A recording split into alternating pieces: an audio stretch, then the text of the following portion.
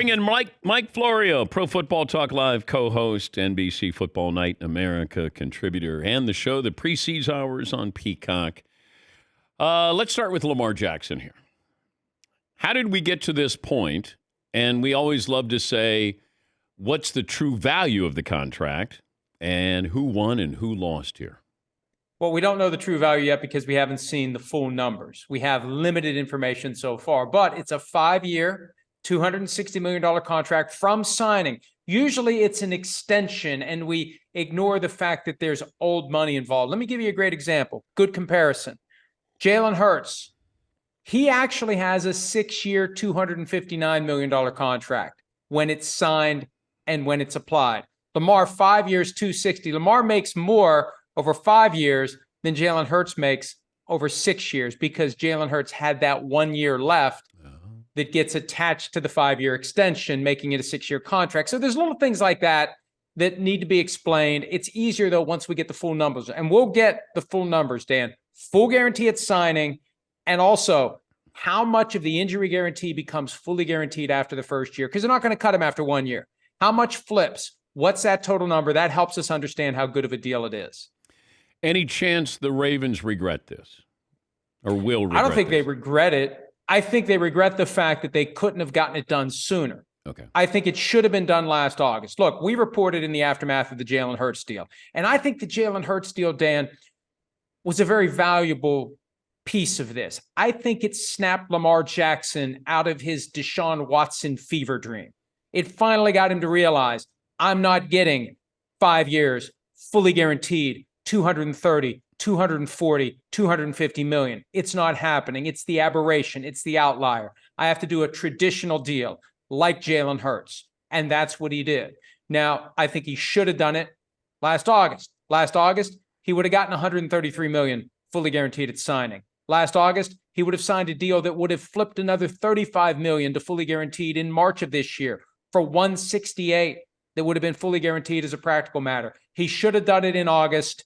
And I'm going to be very interested to compare the key factors from this deal to what I know about the deal he rejected in August. But he finally woke up and realized this is the key, because people are like, oh, he won, or he didn't need an agent after all, or whatever. He needed someone to wake him up, whether it was Odell Beckham Jr., whether it was Jalen Hurts' contract. Something woke him up to get him to realize, I'm not going to get what I want.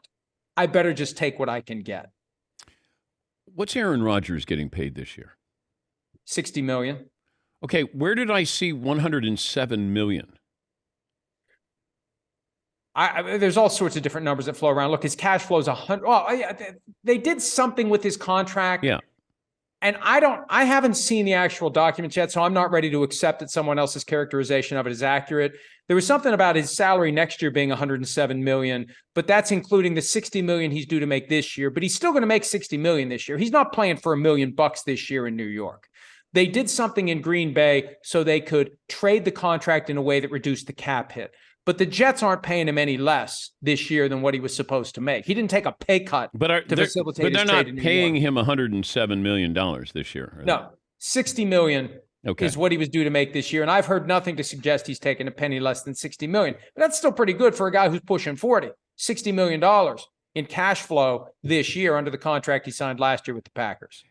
And I don't want to front load this because I want to entice him to play next year, and there's no guarantee.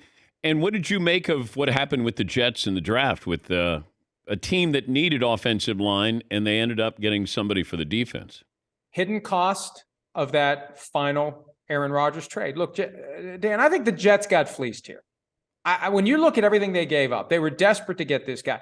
The pick next year, the second rounder that becomes a first rounder, all it takes is Aaron Rodgers playing just over 11 games this year, and the second rounder becomes a first rounder. They don't have to make the playoffs for it to become a first rounder. They don't have to win a playoff game. They don't have to win a single regular season game. That could be a top 5 pick. Let's say he gets injured and misses 5 games and they struggle. They got a tough schedule. They fail to make the playoffs. They're in the top 10. Packers get that pick if he plays 65% of the snaps. And then the kicker was the flip-flop, 13 to 15. You fall to 15, what happens? Steelers cut the line. They take the tackle that you may have wanted, and you have to go other side of the line. That's the hidden cost of this deal, but they were desperate to get it done. My theory is Woody Johnson, the owner of the Jets, said to somebody on Monday, get this bleepity bleep thing done today. I'm sick of this hanging over our heads. I'm watching the body language of the Cowboys in the war room, and I think they got surprised by the Buffalo Bills. What do you make of what the Cowboys did? That they, you're on camera. You got to be excited for the cameras. Do you think the Cowboys got the player that they truly wanted, Mike? Well, look, they're never going to admit it. They're always going to say they got the guy they would have taken, even if we had the first overall pick in the draft. But that move by the Bills, Sims and I were talking about this earlier today. The Bills need playmakers on offense. All they have is Stephon Diggs, especially a receiver. And Dawson Knox, look, he's no slouch, but they need a receiver.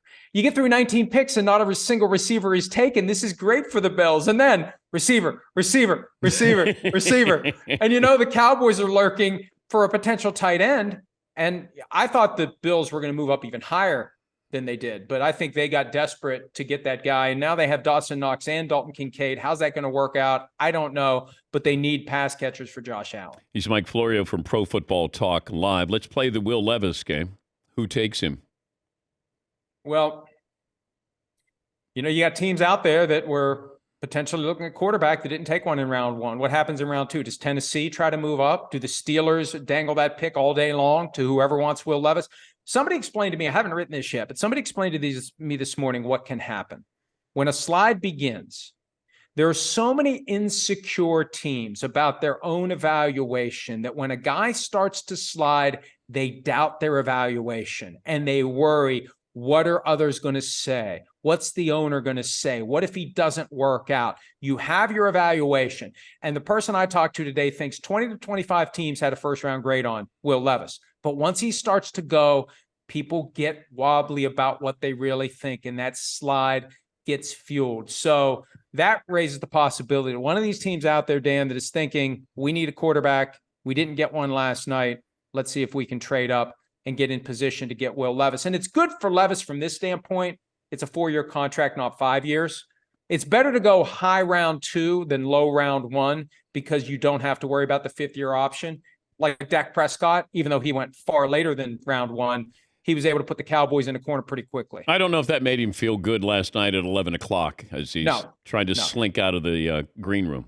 Dan, somebody did not properly set his expectations. That's the most important thing the agent can do. You got to prepare your client for your worst case scenario. Where is your floor? Well, Mike, nobody told him his floor is all the way out of round 1. I want to play this from his pro day. Marvin, play Will Levis.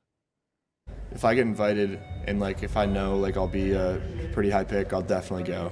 I'm looking forward to going, but I don't want to go if I could be a second round pick. You don't want to be that. Don't want to have the camera just on you all day. Well, it's exactly. He may what have happened. a new agent. Hey, Geno Smith. Remember when he fell out of round 1? Yeah.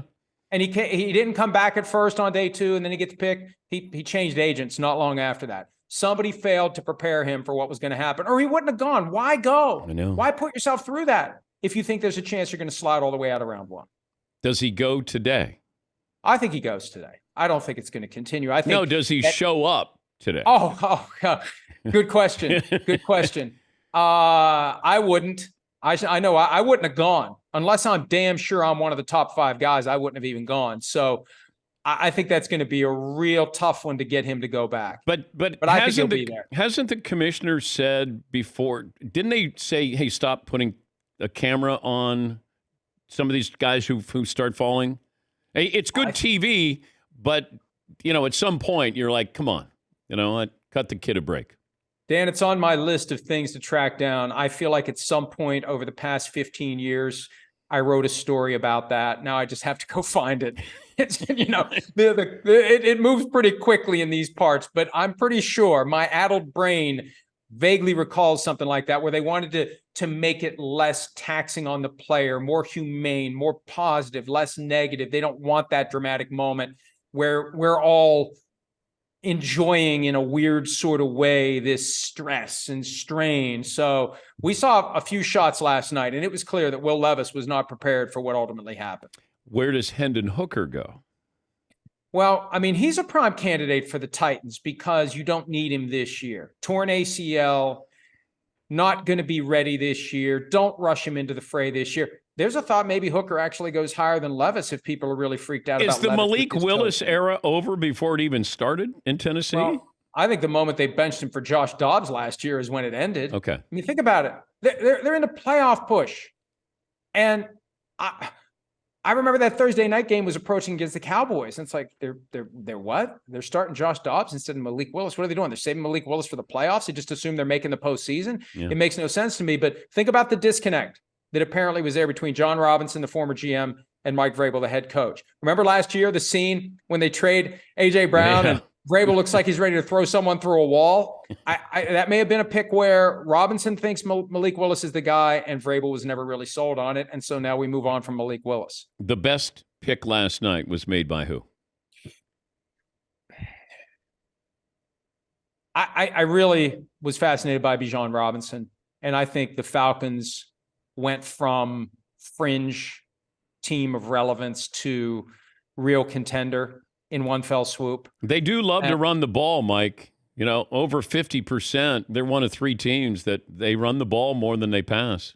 They were 7-10 each of the last 2 years, and it doesn't seem that they were that good. Yeah. They're in a wide open division in a conference where all the great talent keeps leaving for the AFC.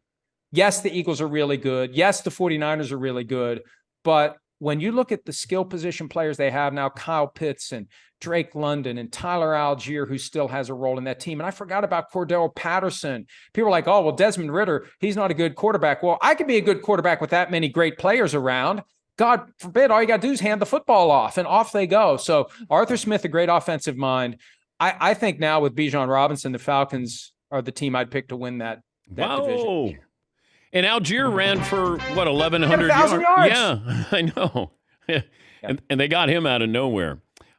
Is Joe Burrow's contract bigger than Lamar Jackson's? Yes. Is Justin Herbert's bigger than Lamar Jackson's?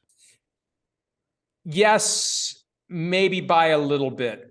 If I'm Herbert, I want to see what Burrow gets, and then I want to try to come in between Burrow and Lamar Jackson. Oh, so you don't, if you're Herbert, you don't go now. No, I want to see what Burrow gets if I'm Herbert. Okay.